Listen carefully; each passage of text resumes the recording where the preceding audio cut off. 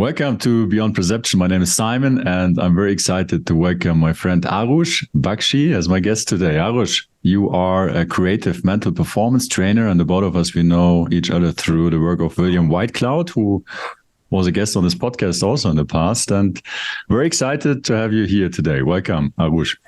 Thank you. Very excited to be here as well. I love talking about this work, and I know you do as well. So I'm very excited to see what comes out of it today. Yeah, so we have not really pre-agreed a theme or topic, but we just had a brief chat, and I think something is evolving and emerging. And so the both of us, we know each other through learning, applying the creative process or alchemy, and maybe that's something we could start with for those of our listeners who might not have a direct experience of that. Like, how would you, or what is the creative process or alchemy about? How would you describe it? So alchemy, I would describe it as, if we look at what the perception is, it's turning lead into gold. And for me, that is a metaphor. Some people believe it to be reality, but for me, it's a metaphor of the dysfunctional side of you is the lead, the stuff that doesn't work, the stuff that's heavy, the stuff that isn't really useful or valuable. And then there's the gold, which is, I believe, is your true essence, your greatness, your natural ability, something that you're meant to have or meant to be in this world. And so alchemy is the process of how do you go from this dysfunctional mess of a human being to this pure genius human being? And the tools that come along with it, they always take you through this process as well. So you always go with breaking down the lead first. It's like, okay, you take your dysfunctional personality, you break it down, you melt it down, you make it usable, and then you turn it into liquid gold, and then you sort of solidify the liquid gold, and then you have the gold. So you start with your dysfunctional personality, break it all down, melt it on down, find your greatness from there, and then solidify that. So for me, alchemy is that whole process. It's about going from basically creating or achieving, a minimum level of what you're capable of, and going into a place where you can really achieve some amazing, great things. So for me, that is alchemy, and the creative process is the structural, sort of mechanical side of the gold. It's like, how do you solidify that gold? How do you bring what's inside to the outside tangible world? So that's how I would describe it. Yeah, it makes a lot of sense. And for me, the big game changer was realizing how, in hindsight, I had led my life really being driven by fear and what you referred to as a dysfunctional side of things, really compensating for who I thought I am, but then also like gaining or recognizing this perspective of you said my essence, or like this being beyond who I think I am, or I believe I am, and starting to orientate myself by that and expressing like what I love to bring into being, and that's what the key point was for me. A big aha was creative processes for the sake of expressing and creating what you love. So it's not something to get you something else. It's the thing, no? Yeah. So I mean, because what you say is, it just reminds me how everyone around me works at the moment right now. Because with my friends, family, it's very easy to see that they're not doing what they want. They're doing what they want so that they can then have what they would love, and then they will be fulfilled. So they're always doing the intermediary things they believe, or they're conditioned to believe that need to exist before they can actually go for what they want. So a very typical example of this is, one of my friends, he loves building businesses, absolutely loves it. And, the mindset is such that you can't go for that directly. There's no way that you can just start a business. You can just, raise funds. You can just go do your thing like that. No, the mindset over here, at least, is you got to go to university, you got to get a job, you got to Mm. collect the money, and then on your own, you go out and you build the thing that you want to build later on. So it's always, there's always this battle of how much am I making? Am I saving enough? Am I investing enough? And then once I have enough, then I will plan and start my dream projects some other time. So I really resonate with what you said there. You kind of described my life in the past. Yeah.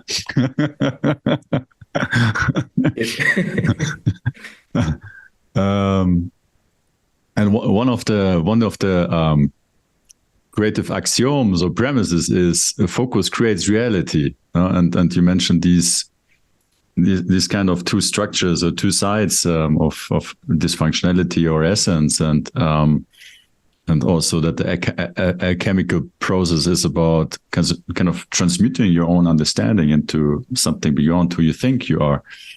And how do you see that? No, because that's a very profound axiom. Your focus creates reality. That means there's no one else to claim or having responsibility about my own situation. What's your perspective? Like I mean, there's so much to explore with this big premise: the focus creates reality. What's your realizations, or what do you make out of it? I think it's well, it's a premise, yeah. So you don't have to believe in it, but if you apply it, you will see the results, especially on the negative side of things. And I think a great way to put it is to see how movies are made, because movies and stories and books, they all reflect the human journey. And what you'll find in every story, every movie, is that the main character has a dysfunction and they're not aware of this dysfunction.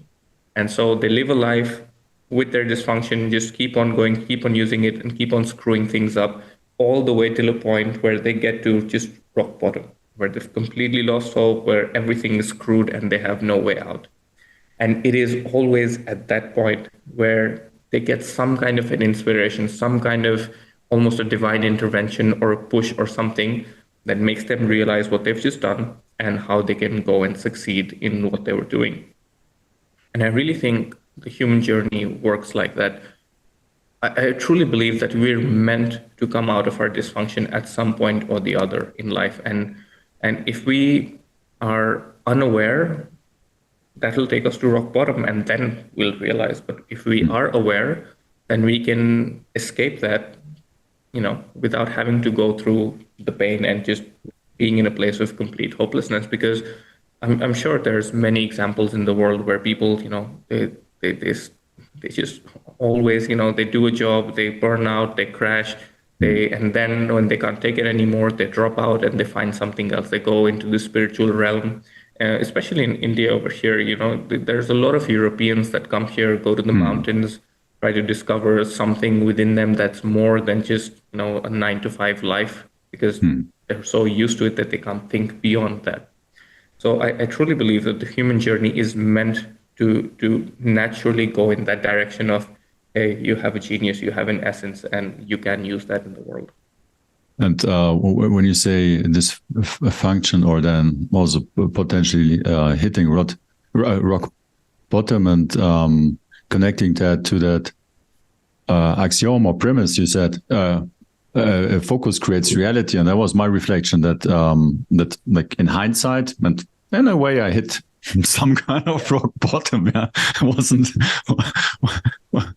was basically out of pain that I looked for a different way of approaching life or making more sense out of my experience. And I'm saying that, and also in the context of focus creates reality. What I realized, I was driven by fear and kind of thinking who I am is flawed, and somehow I need to do something, achieve something, to hear something, to kind of make up for who I think I am.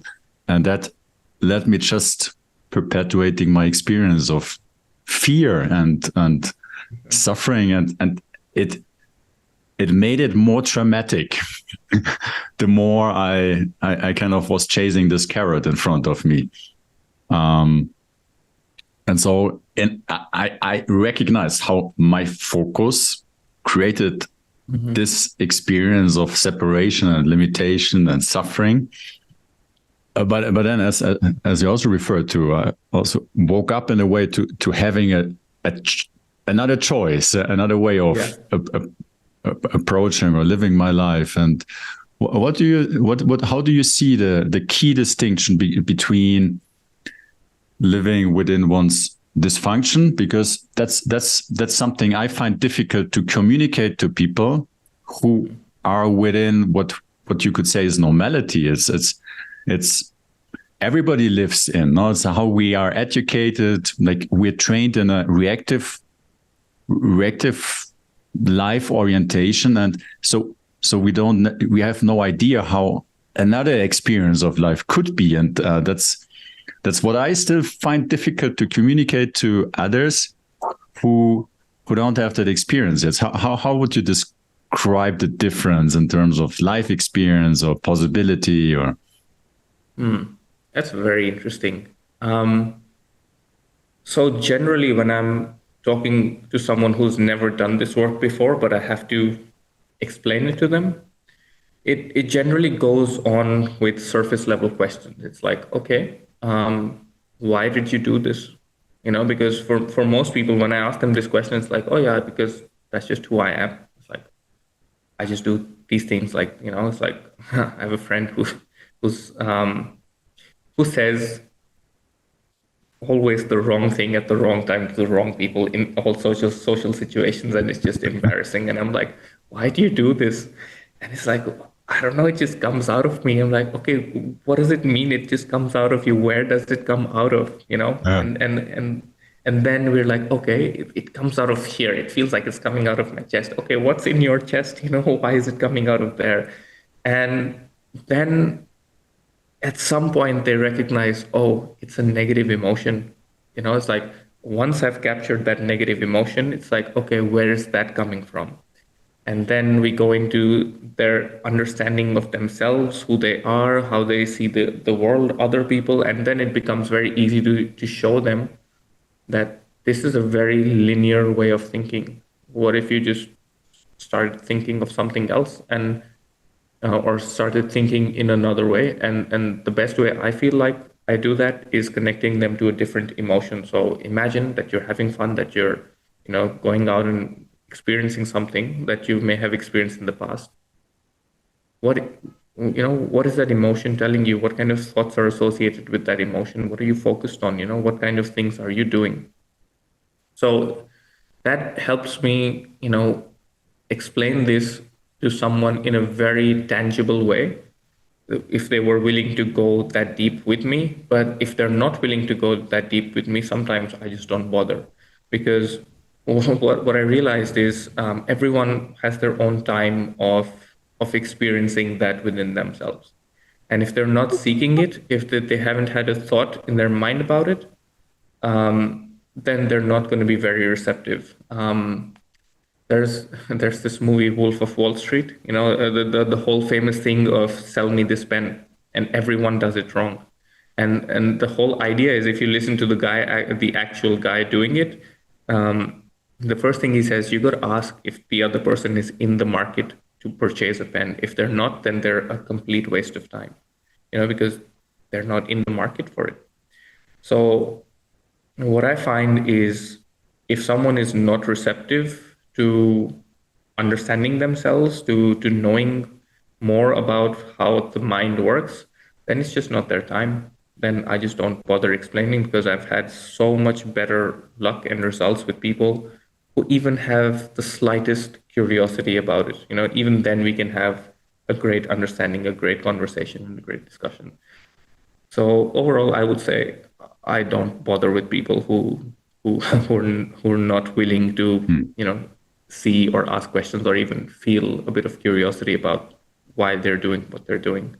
And what you're saying is also is very interesting. Like with the example with your friend, and start questioning, and also leading them to connect with a different state of feeling, and that enables a different perspective. No, and so that was one of the key wake up realizations to me. It's who I am is always here. It's not someone out there, and for everybody it's the case. No, it's like who we are is always there. We might not necessarily be aware of that, and have you could say a limited perception or a reduced sight on who we are, but it's not. Yeah. It's never a way, or never. There's no one who doesn't have it. That was one of the big realizations to me, and what I came to realize also. What's interesting, not big, like these. My life experience is not personal, so it's not about me in the sense of who I think I am, but when I'm looking to my conditioning and my woundedness and my limited sense of myself, I experience life as personal, and everything what happens means something about me, and it becomes very restricted and very worrisome, stressful, demanding. But then one of the you could say creative premises is also that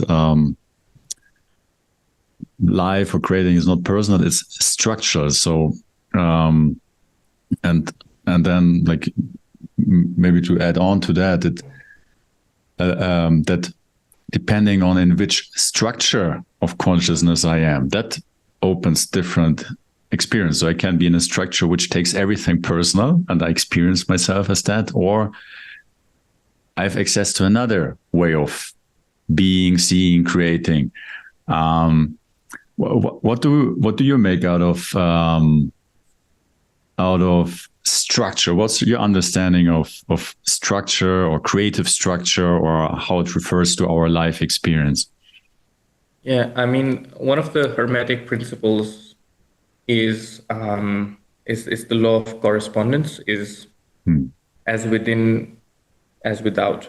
And what that basically means is you'll find the same structural functionings of things within yourself, and they will be reflected outside. So it's like kind of like saying, it's like, you know, the patterns of the stars that you find in the sky are similar to the patterns of neurons that are firing in your brain. You know, it's like the visual of the galaxies is very similar to the visual that if you take a picture of your eye in very high definition, you'll see the same sort of patterns and things.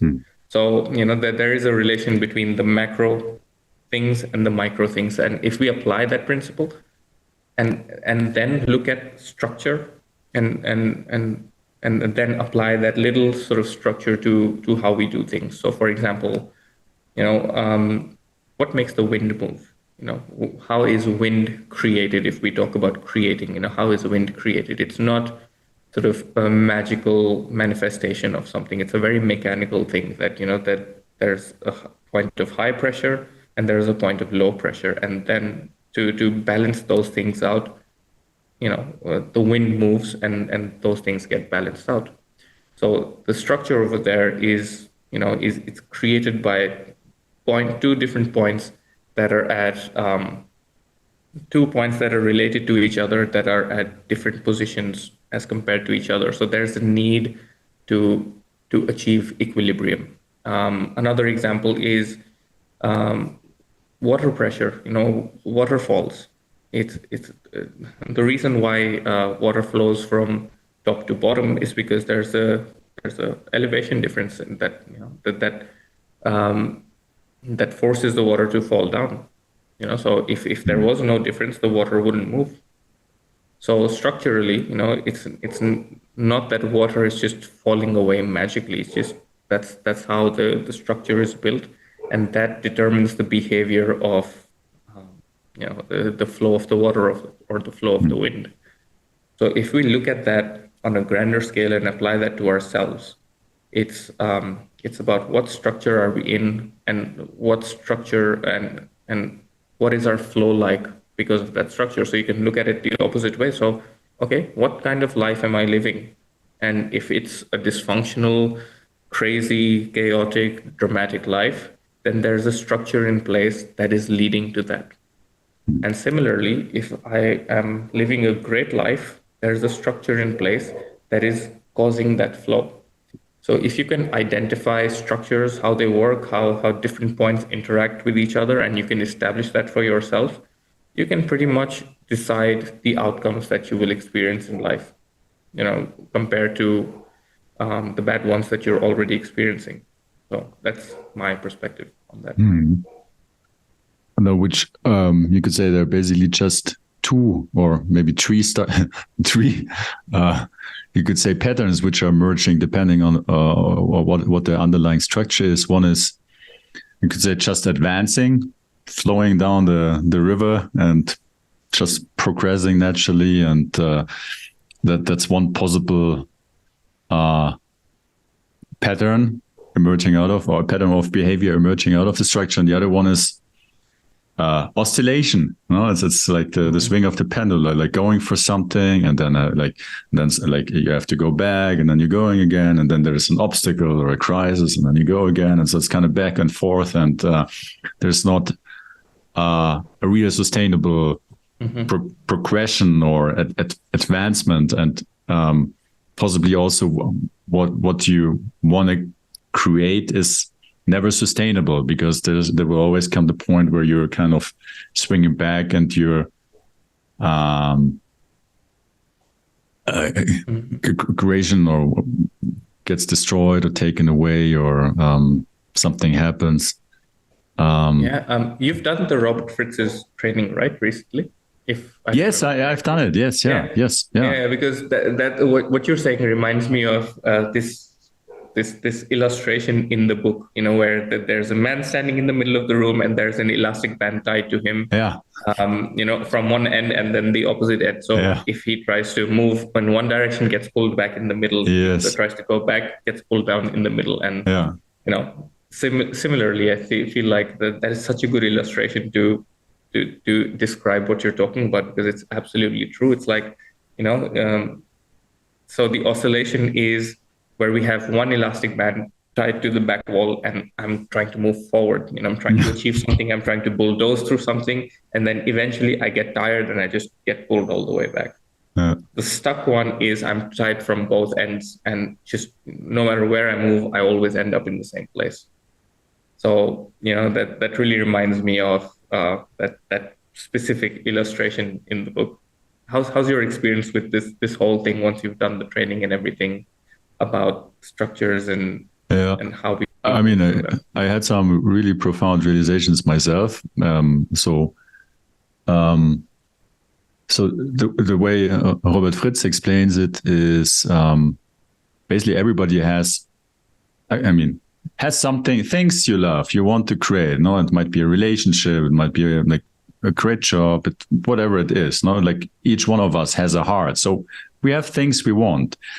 But then at the same time, we and you mentioned before dysfunctionality. We have beliefs about ourselves which are mostly not pleasant in that sense.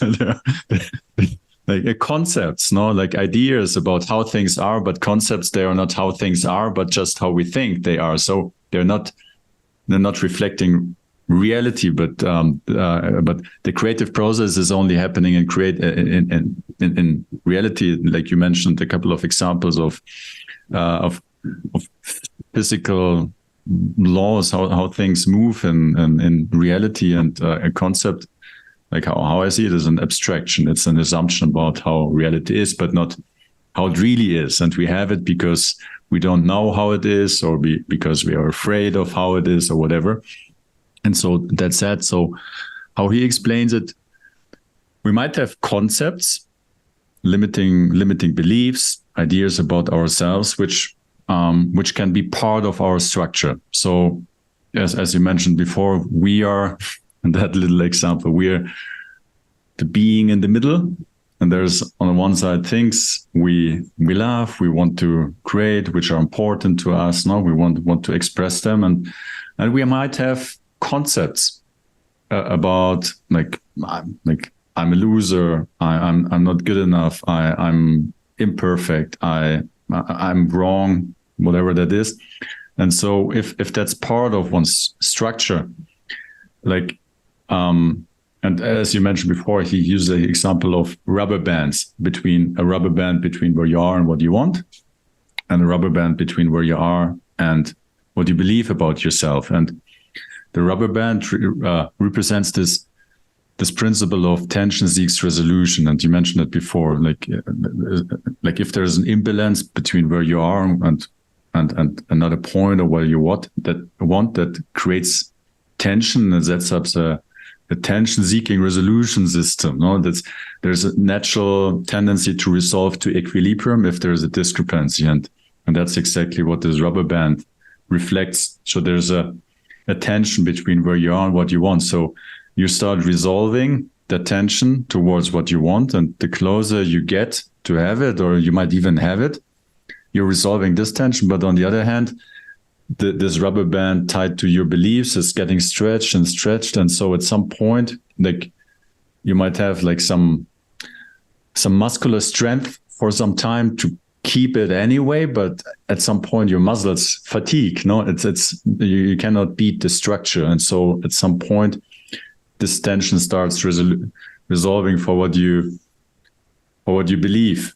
And so what you want fades, like you lose it. And so you are within a structure where you cannot have an equilibrium, and you're kind of like oscillating back and forth between what you want and then like your concepts, and then like when you're close to your concept, the tension here is big again. So there comes the motivation again to do stuff towards what you want, and so it's back and forth. You're in a structure where you can't have an equilibrium, and so you're oscillating, and that's how he describes it. And I can give an example of how that played out in my own life, because I think that's very insightful. At least it was for me. So I have this opinion. I'm nothing. Like I'm totally wrong. I'm like dirt. Like a really bad opinion about myself, which I didn't know consciously. And so it was something which I didn't want anyone to know. You know, it was an unwanted belief. You know, like I'm screwed. Like I'm a total fuck up. You know, that's, and so the way I conceptually, you know, like how I. Like, and you mentioned dysfunction before, so that was what I believed about myself unconsciously, which wasn't a good thing, and so that was terrifying. Nobody should know like who I am or what I thought about myself. So what I started to compensate for that, and that's a pattern which goes to decades of my life.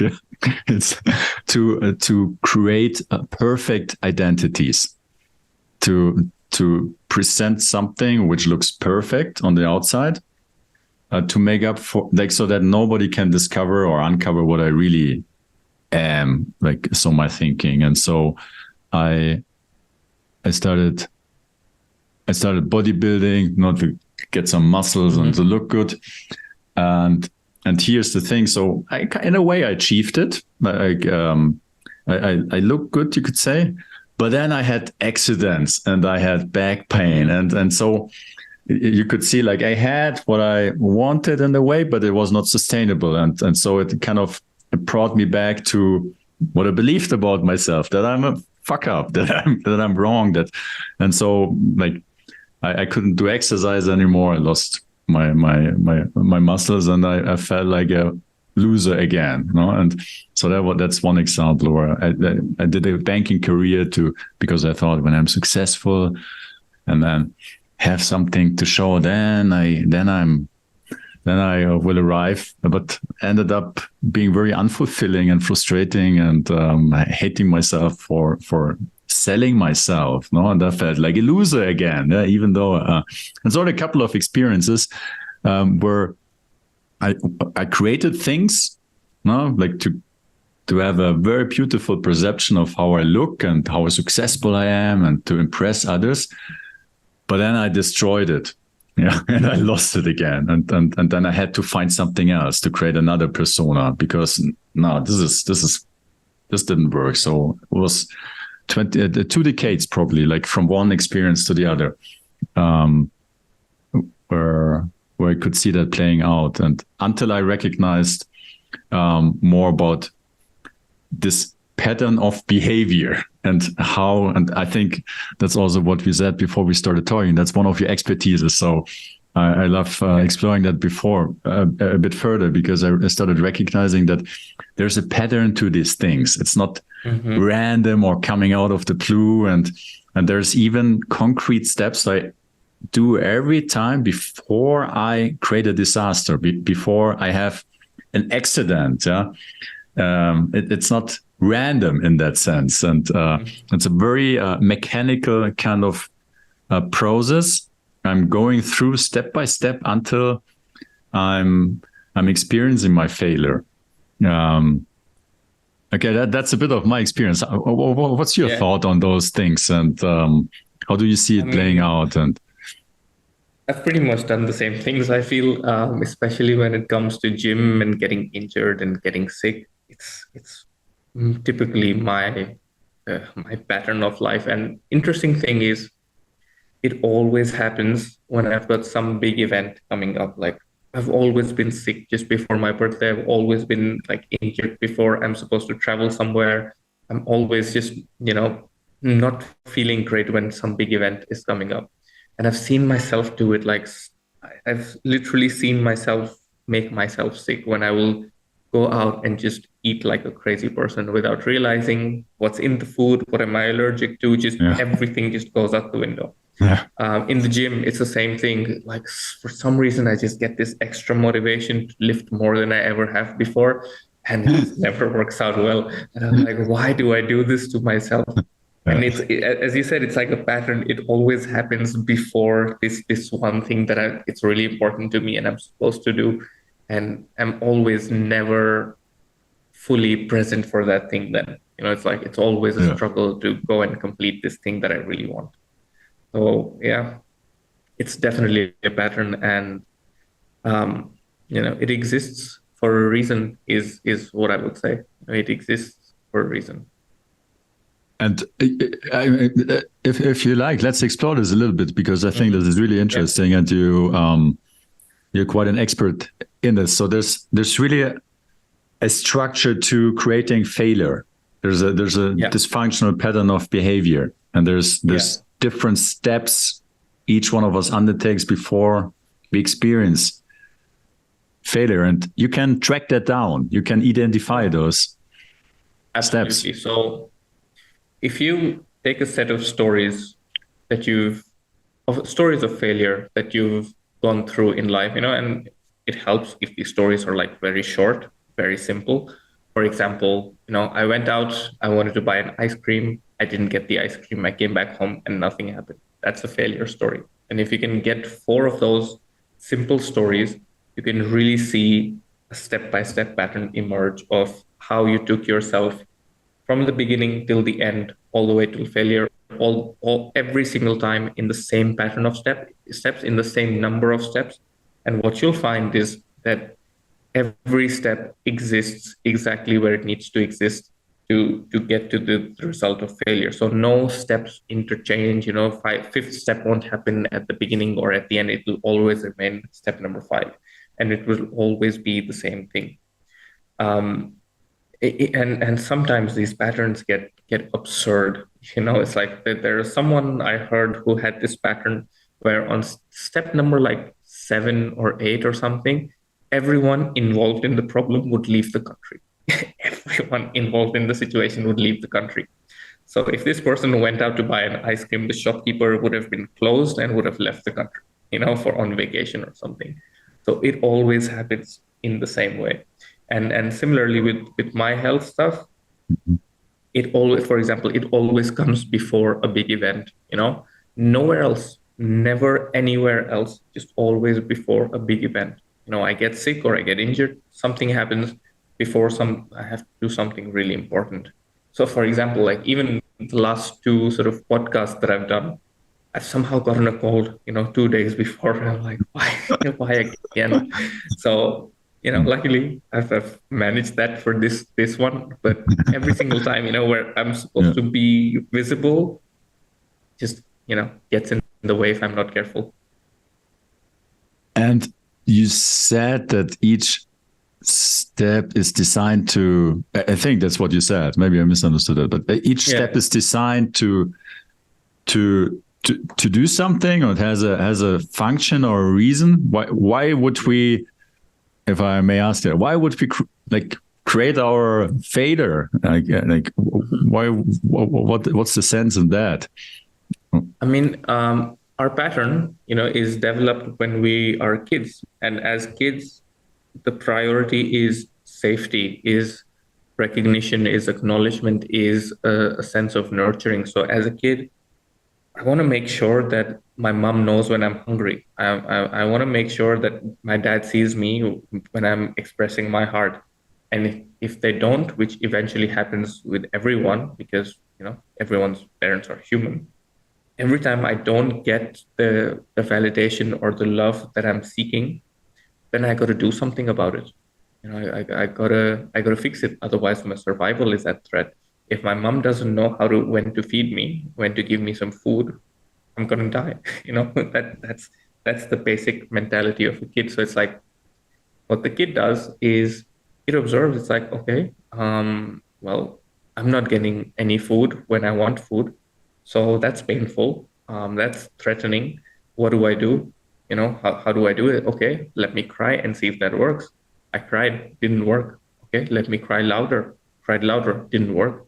What do I do next? I go fall off the bed. I do something. I jump off. It's like, oh, this worked.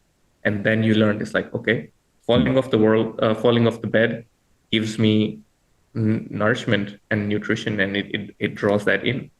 So from that childhood experiment of avoiding trauma, avoiding not getting any nourishment or not getting any sense of love or validation, we try to fix that. And in trying to fix that, we create this pattern. So we base our whole dysfunctional pattern on what we learn and observe and try to survive in the first 5 years of our life.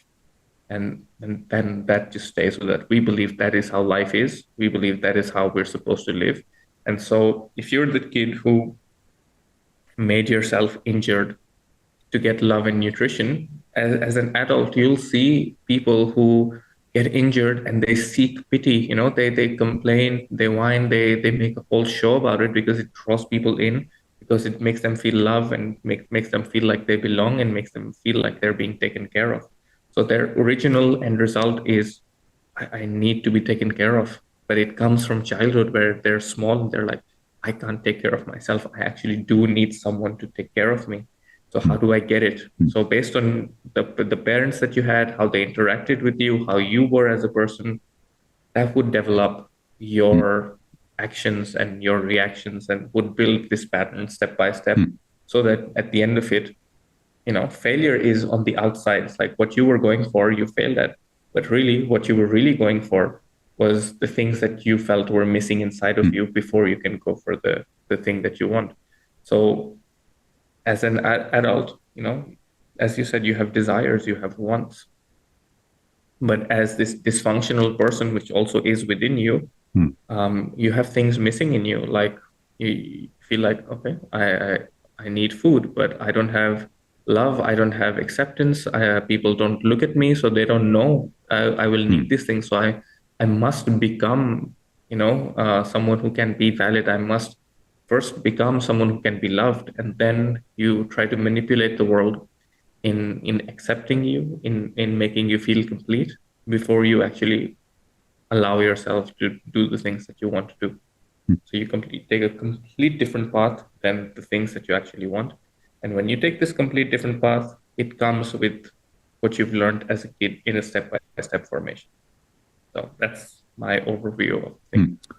Are you fed up of being paralyzed in a corset of rules and dependencies, seeing no way out because of doubts or senselessness, bumbling along numbly in your job or just toiling away, believing that something is wrong with you, or simply swimming in the conformity soup?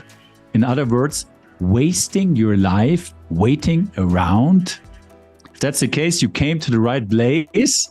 The Art of Creating workshop is all about waking up from your trance and revealing without doubt the incredibly creative spirit lying within you, reconnecting with your unique intuition and giving you powerful creative tools that empower you to create your life regardless of the circumstances the way you love it.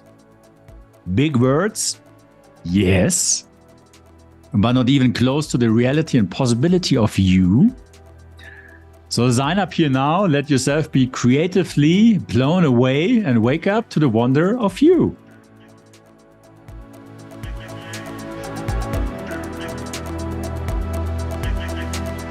So even if we experience failure, we are kind of successful. Like it wasn't the failure we wanted, but what we thought the failure brings us. And when you just said it, I was reminded of how I went about that. Or one of my dysfunction was to create accident and surgeries. So I had like 12 surgeries in like over a couple of 15 years or so. Almost every 1 or 2 years I had a surgery. And the last one was 2 years ago. And that was where I became aware that this is maybe not a good thing to... because when I had my accident, I was excited to have surgery. I was really looking forward to be in the hospital and having surgery. And then my wife said to me, Simon, this is not normal. Like, are you seeing this? Like you're totally excited to go to the hospital. That was my, and there I started realizing this was a means to get love and appreciation and peace. And then also by kind of being screwed, I could afterwards I could prove how tough I am in rebuilding myself, and to get appreciation and recognition for look, my arm is but I can train with one arm. Man, I've done exactly that. So I used to get excited when I would get like stitches and stuff, and I'm like, oh, this is a sign of me being strong, and look at all the things that I've done. And the crazy thing is because my injuries and it's all related to love. It's like this, the falling off the bed is a true example. It's like I would do that to get attention and love. Yeah. So I didn't know what I was doing when I was growing up. So as a teenager, when I liked a girl, I would literally go in front of her and get injured. And I thought, now I'll get the attention, and now I'll get the love, and now I'll, have a conversation. And I was like, never happened, but at the moment I was like excited. It's like, yeah, I got injured. This means something that's going to happen, That's this sort of programmed animalistic, child mind that's coming into play. It's like, hey, repeating the past. It's like, hey, you're injured. Something good's going to come out of it. But it doesn't, pardon if we're laughing, but wasn't so pleasant being in it all the time. But another, and you mentioned with before, kind of if you have an event, something happens before that. Like what I also part of my pattern is. Now it's not there anymore because I have recognized it, and then I didn't. One of my patterns was to create sleepiness and tiredness for me because that was designed to keep me safe, and to not have others see that I'm a fraud, that I have nothing to offer. So I would put myself, initially pretend to be tired and just whatever, so that nobody would see me, keep me invisible. But then it became to a point that like when I started this podcast, this happened, that I 2 days before the podcast conversation, I would get so tired. Like my brain would really like put down its capacity. Like I felt like I couldn't speak anymore. So what I did, I wrote down what I wanted to say so that I like have something to say, because I didn't feel like I was able to express anything. And I created such a tiredness for myself. And this seemingly didn't make any sense until I started drinking. Yeah, this makes actually sense. No, it's designed to achieve something. It's designed to keep me safe, to not become visible in front of a camera, to not be laughed at by other people who might think I'm stupid or like I'm a fraud. And so it was designed to protect me from doing that. No, but as you said, it was from a perspective of a child. No, and it was not out of like a functioning adult perspective in life. No, like it was and I know that you do this with your clients, and you did also process with myself. And could you tell a little bit from your experience about how are these macro patterns, and like how many steps are there in like we do like step by step building up to that kind of ultimate failure? What's your experience on that? And I think there's also different layers within a pattern of I think that would be interesting to hear a bit more about what you discovered. I mean, one of my favorite things about these patterns is that it's a cause and effect chain. So it's a step-by-step process all the way till failure, and one step always leads to the next. So step 1 leads to step 2, step 2 leads to step 3, and then so on all the way till failure. So these are not random things happening to you. These are things that you put out in the world to get a specific reaction. And once you have that reaction, you take the next action to continue the pattern. So why I love this is because what it shows you is that you're in charge of your reality, especially your failures, that you're actually doing it. So if you're doing it, you can do something else. So it's very action oriented. It's very, if you stop at step 5, you stop at step 5. And that would mean that at least at minimum, you get a partial success, if not, more. So generally speaking, there's about 18 to 22 steps in a pattern. A lot of the times there's also loops that you'll find. So it's like, okay, for example, I got injured and it didn't get the desired reaction that I was looking for to move to the next step. So I'll wait some time, I'll get injured again. Okay. And I'll keep doing it till I get the reaction I need to move to the next step. So sometimes it loops, and so it might look like there's a lot of steps, but generally around 18 to 22 steps till failure. And and everyone's pattern is different and very unique to them. But having said that, there's a few things that always happen in people's patterns. One of them is collusion. So when things are going wrong, there's generally someone in your life that you complain to, that you try to show yourself as a victim to. It's like, hey, wrong things happen to me, be on my side. So generally that's something that happens.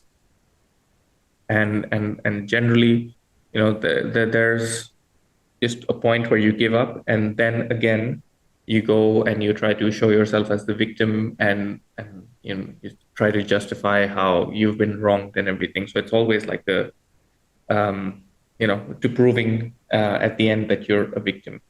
And we all have very unique ways in doing that. So what I'm trying to say is that this 18 to 22 step pattern is not just random. It's designed to prove something. It's designed to prove something to you. It's designed to prove something about life. So for example, my pattern is all about proving that I'm innocent and there's something just wrong with the world. And whatever I want is wrong and no one can do it. So the way I do it is I take on a task, and literally there's a step in my formation, in my pattern, where I just forget the rules. like I just completely go blank. I have no idea what I'm doing. And then I screw up the task, completely screw it up. It's a mess, can't be fixed. And then I do nothing. Like I just wait. I don't tell anyone, I don't do anything. And as soon as time is running out, I hand it over to someone else. So I hand it over to them in such a way that they have very little time to do it, or they require a lot of resources to do it, which they can't. So at the end of it, they fail as well. So I sabotage the other person as well, because at the end of it, when they're not able to do it, I can show the world that I'm innocent, that it wasn't my fault that this wasn't done, because no one can do it. And I prove that no one can do it by because I handed it over to someone else. So your pattern is designed to prove something. At the end of it, what you have left is what it's designed to prove. So it, well, to say that, we talk about failure, but really it's a success story. It's a success of what you're trying to prove about life. Yeah. So that's generally how the action steps work. And there's 4 layers to it. So the first layer is the action steps. And if you do want to get into the action steps, the best way to do that is imagine yourself in a black and white movie. And the only way you can see what's happening is through action. So if you observe just action, just what action you took in your failures, it will show you your dysfunction. So for example, a lot of people's misbehaviors that they completely ignore, completely sort of are unable to see is things like, someone says something and they ignore it. Or they make an offer, the other person says no, but they ignore the no and they think it's a yes. So if you imagine yourself in a black and white movie, and if you imagine, yourself taking an action and there should be a reaction, and if you imagine yourself in that state, it'll be much easier for you to figure out, okay, this is the action that I took that was dysfunctional, that led to a wrong outcome. So that's the first layer, is dysfunctional actions that you take all the way till failure. The second layer is a layer of thoughts and feelings. So with each step of the 18 to 22 step pattern, there is a specific set of thoughts and feelings associated with it. So on each step, you'll think certain things and you'll feel certain things every single time. And I mean, it sounds like, that you should be seeing these things if it's just the same thing over and over again, but you don't, because these exist in different environments and it's not very easy to see. So for example, all movies, pretty much all fantasy movies are the same. Star Wars, Harry Potter, Star Trek, Batman, all of them are the same in terms of they follow the same pattern, they follow the same structure. So there's a hero becomes orphaned, and they use, and then they get introduced to some magical cult or something that gives them powers, and then they get betrayed, they come back, they try to use their powers for good, they face their enemies, they lose at the beginning, and then they have to find their way to defeat their enemies again. It's the same pattern underneath. But because it's shown in such different worlds, in such different contexts, we're not able to pick up on it. And it's the same thing with your patterns.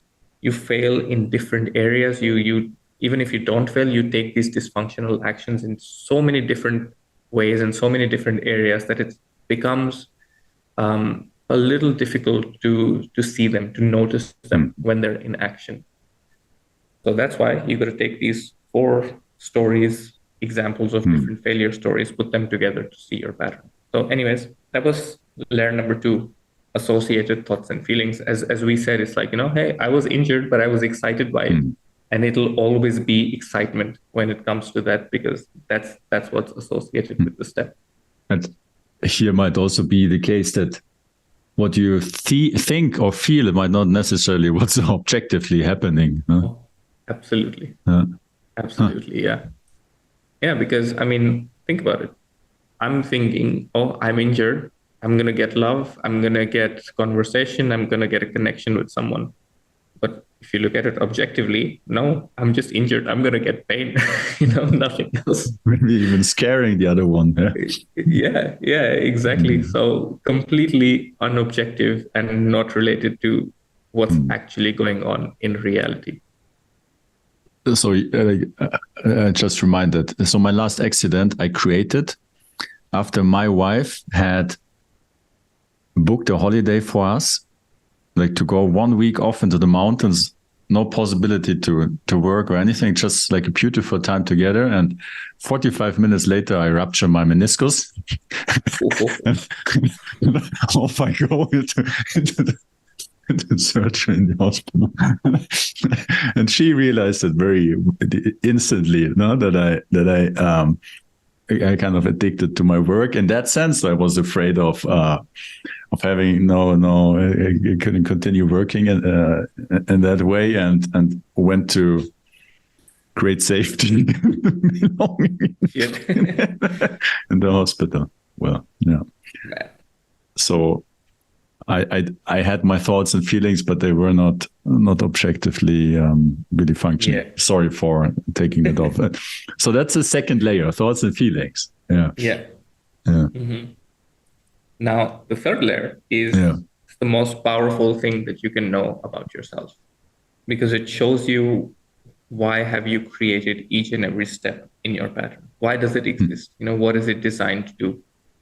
And let me bring it back to movies again, because movies have a journey. They take the character through a journey, and there's certain specific things that happen in each movie, as I said before. But for example, one of the very first things that happen in every movie is that there's either a direct or an indirect showdown between the hero and the villain, and the hero loses. And on the outside, that might feel like, oh, it's done to create some kind of an excitement or some kind of an emotion within people, but it's designed to do something else. It's designed to set up the journey of the hero, because it shows this is how far the hero is from the villain, and so this is the journey that the hero has to cover to be on par with the villain. So that's one of the first things that they do. So on the outside, it looks like an exciting thing to show, but on the inside, internally, what's happening is they're setting up the journey. They're setting up the scope of the whole thing. It's like, okay, this is what's supposed to happen, and that creates tension as well. It's like, oh, the hero's weak, and he's got to find a way to beat the villain somehow. That's the journey that's set up. Another thing you'll find in the movies is, as you go along, the hero loses, and then they start their journey. And they go train, they find something, and then when they come back into the real world with their powers, they generally always have a very easy first win. Just very easy. It's like somehow they use their abilities and it worked out really well. It seems just easy. Like first battle, won it, no problem. So, on the outside, that seems like, oh, it's there to give hope for the hero and show his power and all of those things. Internally, what is it designed to do? It's designed to make the hero likable so that the audience supports the hero, on this journey. Because if you set up this 2-hour journey, you don't want to be on a journey with someone you don't like. It's not going to be a good movie. So to get the audience on the side of the hero, that's what they do. They give him an easy win using their own abilities and talents, and then the real journey starts. So they can lose, they can be dysfunctional, they can do crazy things, but the audience will keep supporting them because they have this glimpse of hope within the hero. So that's what it's designed to do. And similarly, our pattern, it might look like something on the outside, but it's designed to do something. All of these steps exist to do something. Let me give you an example. So one of these sessions that I did, I worked with someone, and their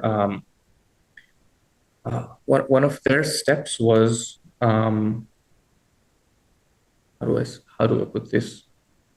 Um, one of their steps was that they were in an argument with someone. They were fighting and all of these things, and then they just disappear. They just sort of drop the argument, leave.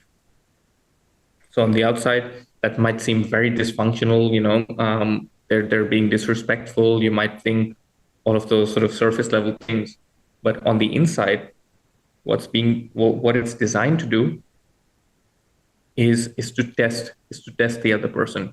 It's to test whether they will come in and how do I say this? Whether they will come in and try to resolve the thing or not. So it's a test. And as soon as they come in and try to resolve the situation, the person who withdraw has the power over them. It's like because they've come in and now the other person is in control. So these two steps of withdrawing and then drawing the other person is a way of just testing if this is the right person to do this pattern with. If not, then they find someone else. And as soon as they have the person, then they're in control afterwards. Mm-hmm. So that's what it's designed to do underneath. Same with me. When I get injured, it's designed to attract attention from the opposite sex. It's not for anything else. So that's the third layer. It's what is it designed? What is each step designed to do that takes you to failure?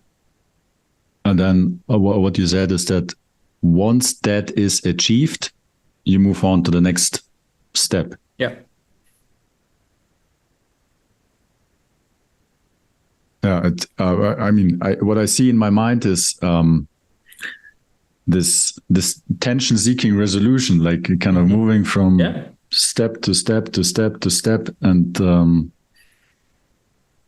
resolving the tension to achieve what you want to get out of it. Exactly. Because think about it, now that you've withdrawn, you've left test for someone. So you've left the other person in tension because so if you're having an argument and you just leave abruptly, someone's going to come chasing you, because you've put them in tension and they got to resolve it. They got to be right. They got to have justice and all of those things.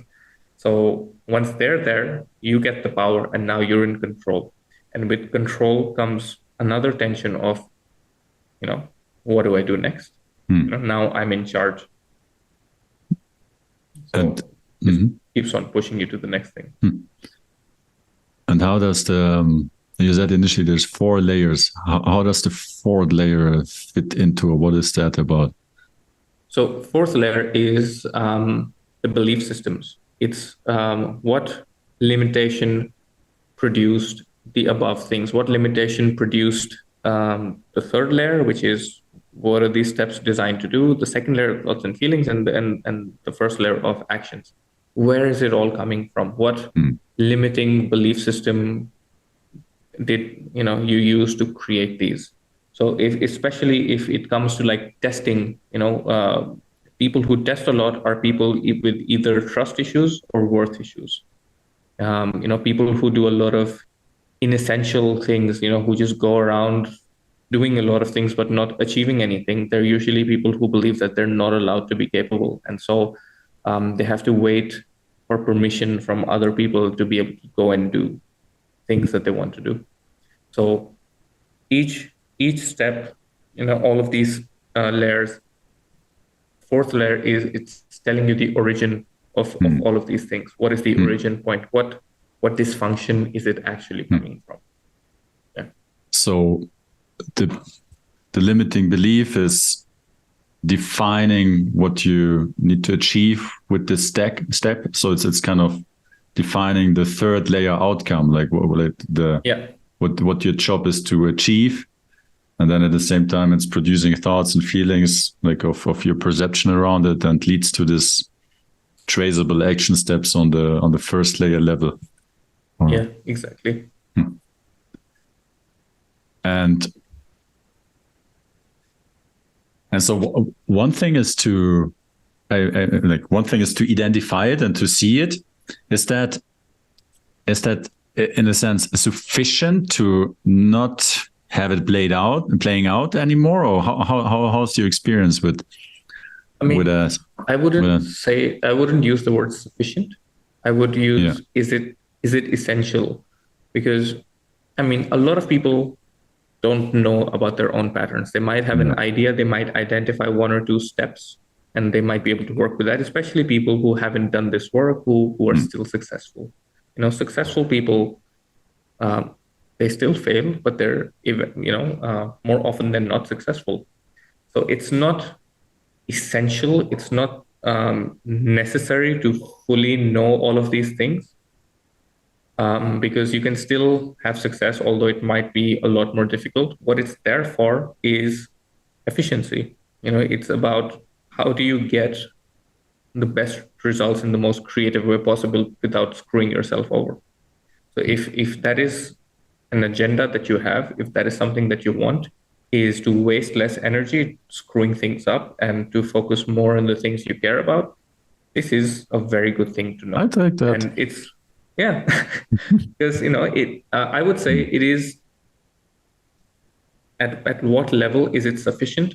I think it's sufficient when you can identify maybe two, maybe three of your action steps, your dysfunctional steps, so that you know when you're in them and why do they exist? What are they designed to do?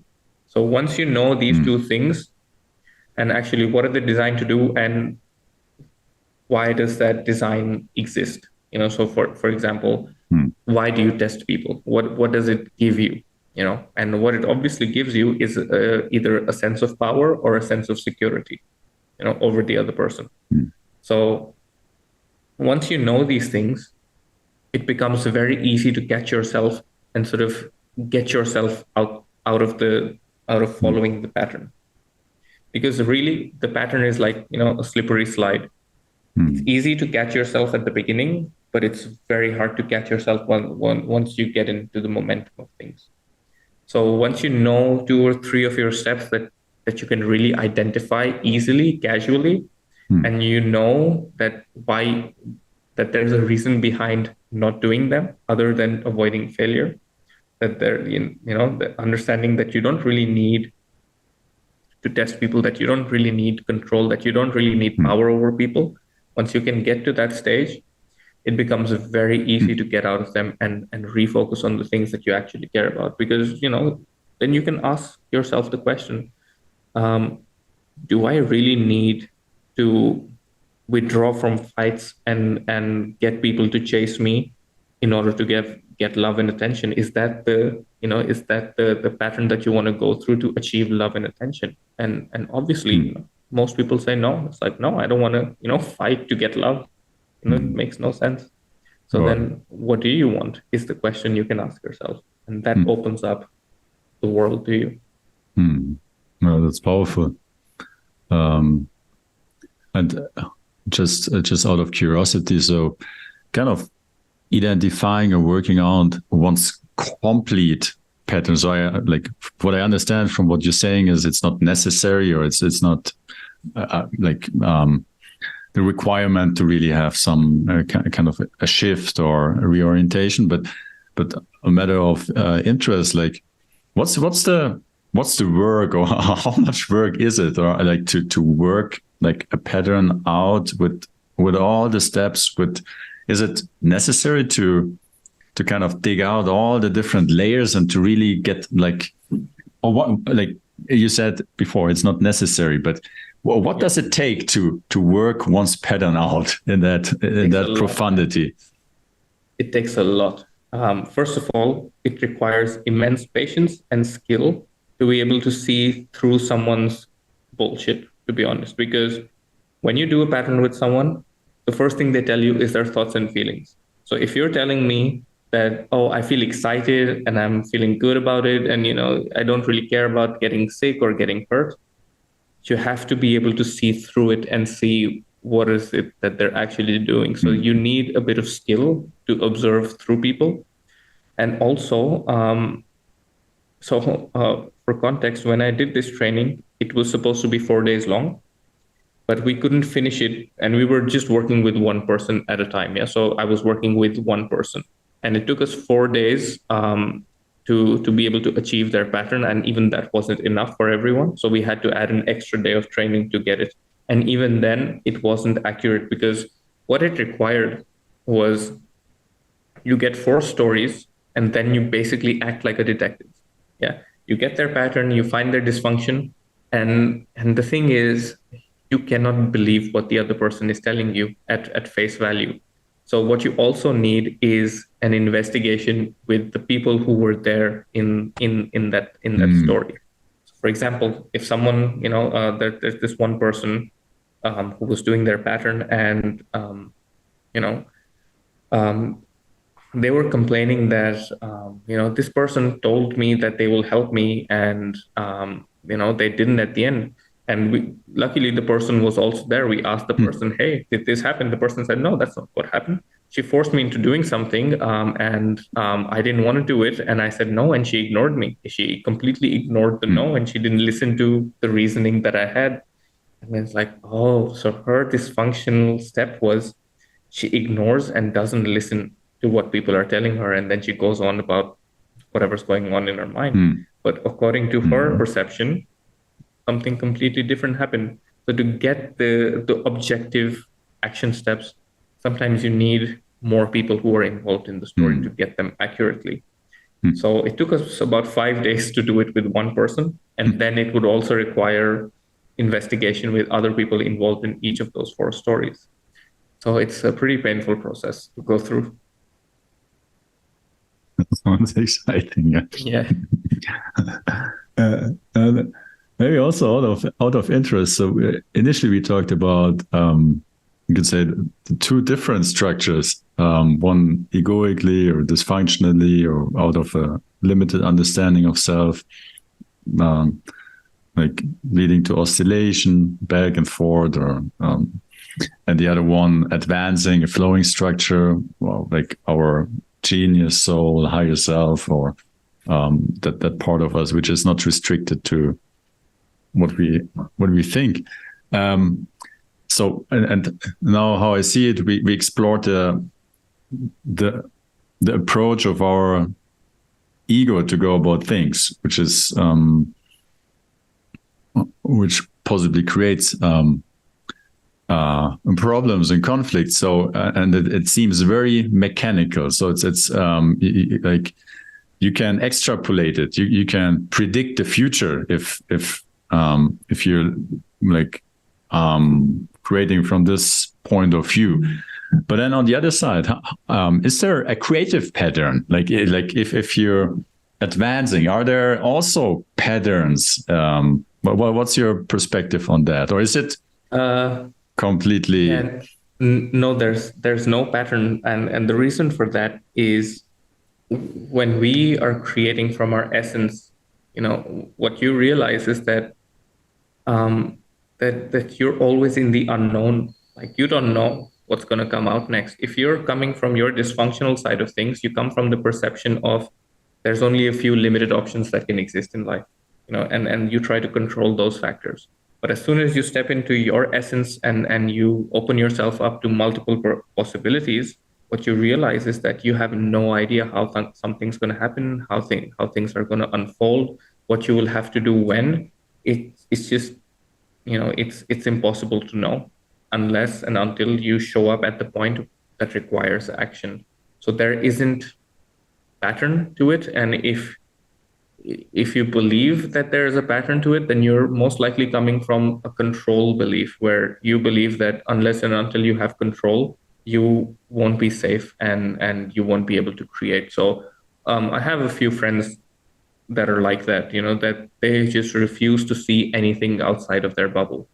And they live in that space, and they do all the great things, but in that space, and they never move beyond, because it's a control thing to try to manage reality and make it predictable and make it usable by the conscious mind. But the truth is, you have no idea beyond this moment. You don't know, you don't know what's going to come out of my mouth next. I don't know what's going to come out of your mouth next. Yeah. We have no idea. Yeah. So it's really not in our control, unless we just take action, unless based on the action that we take right now. In terms of pattern, the only thing I can really say is that there do exist structural and mechanical patterns when it comes to creating. So, because we were talking about structure before, and the high pressure and the low pressure causing the wind to move, and similarly, we can employ structures that will make our life easy in terms of achieving the things that we want to achieve. And we do that by introducing a stress or a tension seeking resolution structure where here's our desires, as we said before, and here's where we are. Okay, there's a discrepancy. I want to be there, but I'm here. That creates a tension that sets your mind into a stressful situation where it's like, I got to resolve it somehow. And if you have the focus, if you know the principles of using and consuming your belief systems, and if you know how to use that stress, what you'll always find is when the tension starts resolving itself towards your desires and wants, then there always comes a point where you will receive, a point of receiving. So that's either through your own instincts and intuition about what to do next, or from the world around you, and you get this sort of next step. So the only pattern I can really think of is at some point you receive a next step in this whole massive space of the unknown. And it can be internal or it can come from the external. So for example, I was looking for a house in Spain when I was there last year. And I was living in a place temporarily for about a month. And 2 weeks in, they tell me they've double booked me by mistake and I would have to leave in a week. So instead of 2 weeks to find a place, I had 1 week to find a place. And now that means stress, and like, okay. So instantly, if you let the dysfunctional side of you control you, you go, I don't want to be homeless. And that becomes the target. Just find something, someplace, and then deal with it later. But because I know this work and I know how to employ structures, the first thing I did was, okay, what do I want? What do I care about? What would I love to have? My thing was a sea-facing apartment somewhere. So for the next few days, pretty much 4 days, I did nothing. No websites, no agents, no nothing. And one night I was just walking to this sort of social meet over there. And I was walking with a friend and I just told him my vision. It's like, hey, I'm thinking it would be really nice to have a place by the sea overlooking, the sunset and all of those things. And he just turns around and tells me, hey, there's this group on Facebook. You're a part of it. Why don't you post it there? I'm like, okay, I have posted there already. Why should I do it again? He's like, I don't know. I just felt like saying it, so I said it. And at that moment, I'm like, okay, this is the next step. It just it hit me in the face. This is the next step. So I posted it. The next day, someone contacted me saying, hey, they have to leave in an emergency. They're emptying their flat. If I want it, I can come check it. I went there to check it. It was on the 22nd floor, tallest building in the city. Everything else was like halfway down. It was overlooking the ocean. It was overlooking the mountains, and there was sun setting behind the mountains every single day. And it was within budget. And when I contacted the guy who was renting it out, turns out he was a friend from before. And so he didn't even charge me any security whatsoever. So the only pattern here was I knew at some point I will receive my next step. Whether that's externally, whether that's internally, whether that's my own idea, whether that's from somewhere else. And even the timing of that, like I will receive that. And that is really the only pattern that you experience while you go out into the world, achieving things magically. That's it. That's amazing. I wish that is and was a great conversation. Do you want to say something about what you do? And for those of you who are listening, maybe some of them are interested to hear a little bit about what you do and how people could get in touch with you or contact you or possibly work with you. Yeah, thank you. So I'm a creative mental performance coach. The people that I work with are generally entrepreneurs and CEOs, that kind of level. And I do one-on-one sessions, obviously, for a year, where I teach you how to get the biggest possible results for your life in the most efficient and effective way. I'm in India right now, and I'm launching my own set of courses over here. The first one is about the conflict deconstruction, which you know what it is. And the theme of that course is about how to get what you want despite opposing circumstances. So no matter what's happening in your life, how can you stand in your power and achieve the results that you desire, no matter how bad the conflict is, no matter how bad the situation is. So that's very cheap. It's in India. It's for about £6, $7. I don't know, wherever you guys are. And yeah, so that's the start of my journey in my sort of online business over here. If you guys want to check it out, I'll if you my website. Yeah, if you share the website, we will link it down in the description. Yeah. So yeah. And if you want to find me, I'm also on Instagram. Just hired a marketing team, so I'm posting some stuff there recently. So yeah. Okay. Yeah, amazing. So we will add it to the description of this conversation so that everyone who's watching and wants to learn more and or get in touch with you can do so. What do you think? I think that was a really good kind of conversation we covered. I think. Yeah, I really enjoyed that because these things generally stay in my mind, and it's just so good to express them and to also get your views on that, because that expands my own understanding of what we're talking about. So I think it was a very good conversation, and I think we completed it quite well. Yeah, I think so as well. Yeah, it's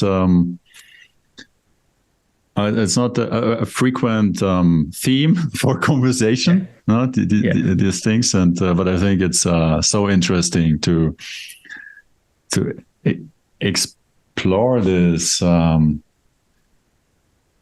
see it as there's this mechanical part in me, which is very predictable, very consistent in the sense that it always does the same based on my early years of experience, and if I'm looking through those eyes, life becomes mechanical. But once I recognize my mechanical part in me, it opens up experience which is beyond mechanical, which is alive, which is present, which is here, which is mystical. Yeah, exactly. Yeah. Well, thank you for being here and spending the time to share from your incredible experience. Thank you very much, Arush. Yeah? Of course, man. Absolute pleasure. Thank you for having me. Thank you for offering me. Yeah. Yeah. So all the best to you, Arush, and also thank you for everyone listening. Stay true to yourself and see you next time. Thank you. See you guys next time.